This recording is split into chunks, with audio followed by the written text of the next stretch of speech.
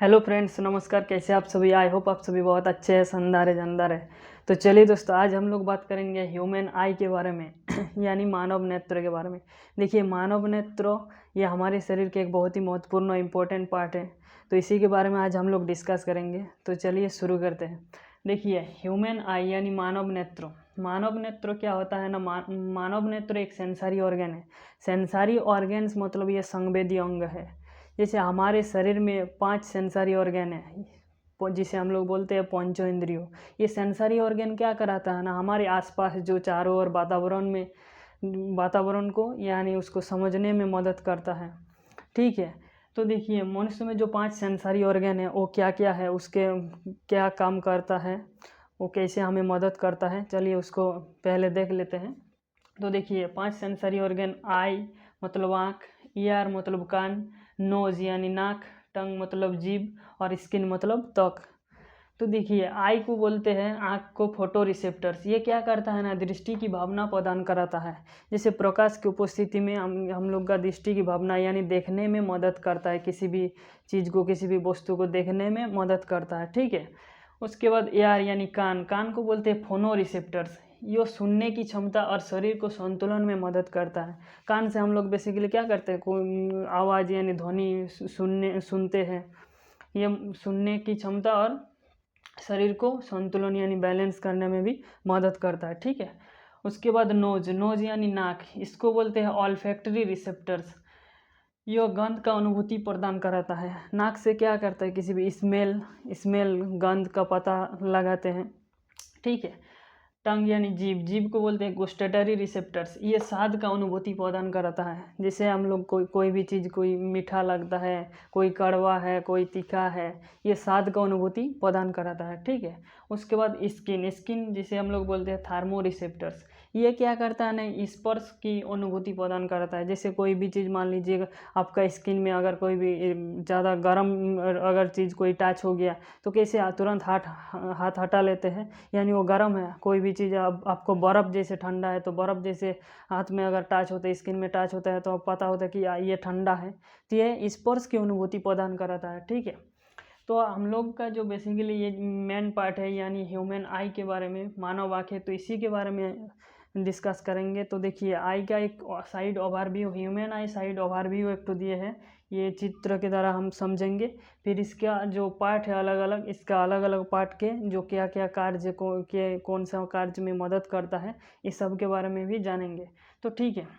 देखिए, ये है ह्यूमन आई साइड ओवरव्यू। ये साइड ओवरव्यू है ह्यूमन आई का। तो इसका जो पार्ट है इसको बोलते हैं ये जो इसमें 3 लेयर होता है, तो एकदम बाहरी वाला लेयर को इसमें जो होता है इसको बोलते हैं स्क्लेरा। स्क्लेरा मतलब ये पारदर्शी होता है। ये क्या करता है ना, आँख को प्रोटेक्शन देता है यानी सुरक्षा प्रदान करता है। ठीक है। उसके बाद दूसरा नंबर वाला एक लेयर होता है, वो भी सुरक्षा ही देते हैं, उसको बोलते हैं इनर स्क्लेरा। Inner sclera. ठीक है। और जो रेड कलर का तीसरा देख रहे हैं, इसको बोलते हैं रेटिना। रेटिना को दृष्टिपटल भी बोल सकते हैं। इसी में क्या होता है ना कि किसी वस्तु का प्रतिबिंब बनता है। जैसे हम लोग किसी वस्तु को देख रहे हैं, उसका प्रतिबिंब कहाँ बनता है ना, रेटिना पर बनता है। कैसे बनता है ना, रियल बनता है यानी वास्तविक बनता है, उल्टा बनता है और छोटा बनता है। ठीक है। ये जो देख रहे हैं, ये इसको बोलते हैं ऑप्टिक नर्व यानी दृष्टि सिराएँ। दृष्टि सिराएँ क्या करते हैं, जैसे हम किसी वस्तु को देख रहे हैं, तो रेटिना पर जो प्रतिबिंब बन रहा है उल्टा बन रहा है, लेकिन हम वस्तु को कैसे देखते हैं, सीधा देखते हैं। सीधा देखते हैं। तो ये ऑप्टिक नर्व जो है ना, ये दृष्टि सिराएँ है, ये मस्तिष्क में सूचना देता है। मस्तिष्क में सूचना देता है, फिर वहाँ से हमको वस्तु को सीधा देखने में मदद करता है। ठीक है। ये जो इसको बोलते हैं लेंस। इसको आँख में जो हमारा लेंस होता है, उत्तल लेंस होता है। लेंस लेंस के जस्ट एकदम यहाँ पे बालों जैसे संरचना है, उसको बोलते हैं सिलियरी मसल्स। ये क्या करता है ना, लेंस को समायोजित करता है। लेंस को समायोजित करता है। ठीक है। और इसमें एक द्रव रहता है ये आगे में, इसको बोलते हैं जलीय द्रव। और एकदम आगे वाला जो भाग है उसको बोलते हैं कॉर्निया। कॉर्निया जो नेत्र दान में कौन सा दान किया जाता है ना, कॉर्निया दान किया जाता है। ठीक है। ये वाला जो द्रव है इसको बोलते हैं काचाप द्रव। काचाप काचाप द्रव है। ठीक है। और नेट एक इम्पोर्टेंट है, ये आई डोनेट में कॉर्निया दान किया जाता है। जैसे ब्लड डोनेट होता है उसी तरह आई का भी डोनेट होता है। तो आई डोनेट में कॉर्निया, आँख का कौन सा भाग दान किया जाता है ना, कॉर्निया दान किया जाता है। ठीक है, अब बेसिकली देखिए यहाँ पे हम लोग का आँख एकदम फ्रंट से बाहर से कैसे ऐसे दिखते हैं। तो इसको मान लीजिए हम यहाँ उठा के रखे हैं, तो इसको जो बीच वाला जैसे ह्यूमन आई बॉल, इस बॉल है, इसको ह्यूमन आई बॉल बोलते हैं। तो इसको जो इसमें एक ब्लैक होल वाला छिद्र जैसे दिख रहा है, इसको बोलते हैं प्यूपिल। प्यूपिल क्या करता है, प्यूपिल मतलब होता है पुतली। ये प्रकाश को नियंत्रण करता है, जो हमारे आँखों में प्रकाश आता है वो प्रकाश को नियंत्रण करने का कार्य करता है। ठीक है, इसका जो ये वाइट वाला पार्ट है उसको बोलते हैं आइरिस। आइरिस क्या है, आइरिस मतलब परितरिका। ये क्या है, आँखों का रंग निर्धारण करता है, रंग निर्धारण करता है। ठीक है, तो ह्यूमन आईबॉल का अगर बेस की हम बात करें तो ये 2 से 3 सेंटीमीटर है। ठीक है, तो आई होप यहाँ तक आपको समझ में आ गया होगा। तो आप एक स्क्रीनशॉट ले सकते हैं। इसके बाद इसका जो नेक्स्ट ये हम डिस्कस करेंगे, ये जो ये अलग अलग पार्ट है, इसका अलग अलग जो कार्य है, इसके बारे में डिटेल में जानेंगे। ठीक है,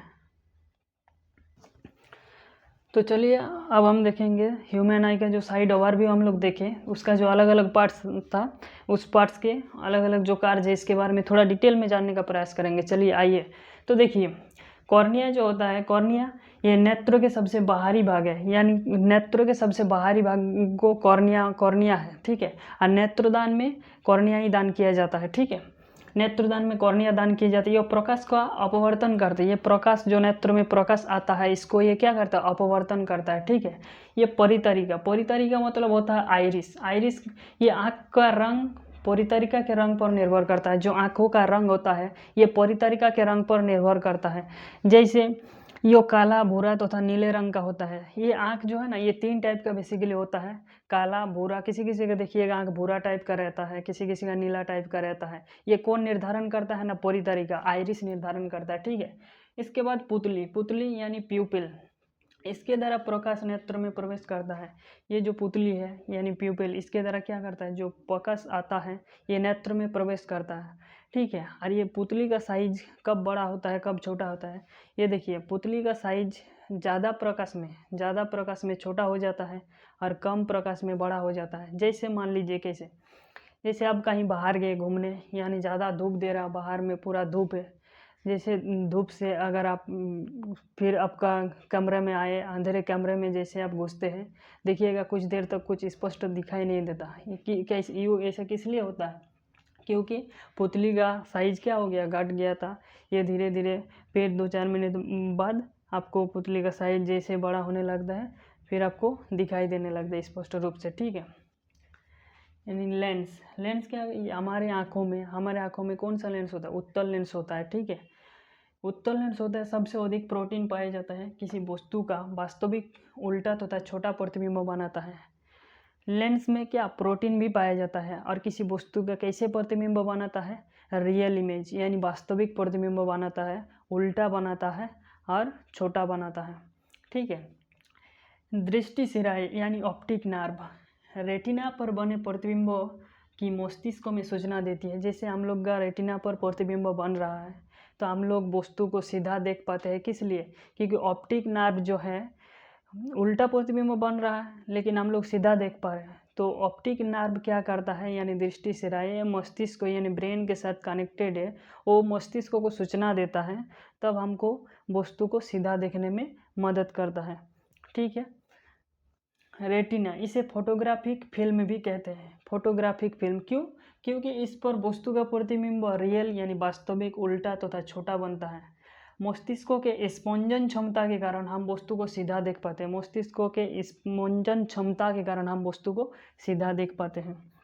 ठीक है, रेटिना में 2 सेल पाए जाते हैं, यानी 2 कोशिकाएं होती हैं। एक तो होता है रॉड सेल जिसे हम लोग बोलते हैं छड़ कोशिका, एक होता है कोन सेल यानी शंकु कोशिका। छड़ कोशिका क्या करता है ना, प्रकाश के तीव्रता के लिए ये उत्तरदायी होता है, और शंकु कोशिका यह प्रकाश के रंग के लिए उत्तरदायी होता है। ठीक है, अब आएंगे एक अंध बिंदु यानी ब्लाइंड स्पॉट होता है। ब्लाइंड स्पॉट मतलब यहाँ यह रेटिना पर स्थित वो बिंदु है, ये रेटिना पर स्थित वो बिंदु है, ये बिंदु है जहाँ प्रतिबिंब बनने से स्पष्ट दिखाई नहीं देगा, स्पष्ट दिखाई नहीं देगा, मतलब दिखाई नहीं देता है, इसीलिए इसका नाम है अंध बिंदु, ब्लाइंड स्पॉट। और एक होता है पित्त बिंदु, येलो स्पॉट। यह वह बिंदु है जहाँ प्रतिबिंब बनने से पूरा क्लियर स्पष्ट हो, यानी पूरा साफ नजर आएगा, क्लियर नजर आएगा।